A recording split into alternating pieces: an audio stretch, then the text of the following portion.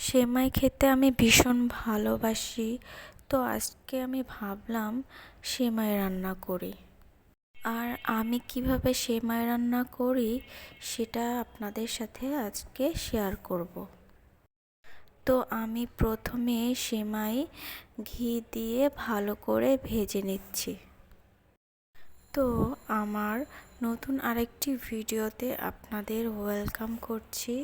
সবাই আশা করি অনেক ভালো আছেন।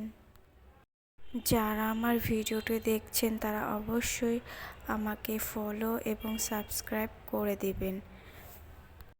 আর আপনারা যদি সেমাই খেতে ভালোবাসেন অবশ্যই আমাকে কমেন্টস করে জানাবেন।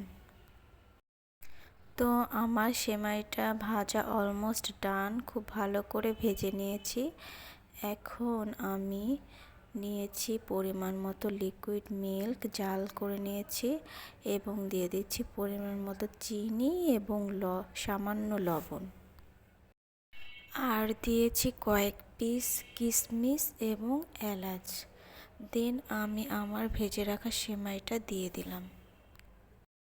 তো এখন আমি সেমাইটা ভালোভাবে নাড়তে থাকবো যতক্ষণ না পর্যন্ত পুরোপুরি আমার সেমাই রান্নাটা কমপ্লিট হচ্ছে। আর সেমাই রান্না খুবই সহজ, আমরা সবাই বাসায় সেমাই তৈরি করি। তো টুকটাক কয়েকটি টেকনিক জানলে সেমাইটা খেতে অনেক বেশি ইয়াম্মি এবং ডিলিশিয়াস হবে। আর আমি সবসময় সেমাই অথবা পায়েস রান্নায় ঘি ব্যবহার করি, এতে করে এটা স্বাদটা আরও দ্বিগুণ বেড়ে যায়। তাই আমি আমার প্রয়োজন মতো ঘি অ্যাড করে নিয়েছি। দেন আমার সেমাই রান্নাটা ডান। তো আপনারাই দেখুন বন্ধুরা, কত সহজে তৈরি হয়ে গেল সেমাই। তো আপনারাও বাসায় এভাবে খুব সহজে সেমাই তৈরি করে ফেলতে পারেন।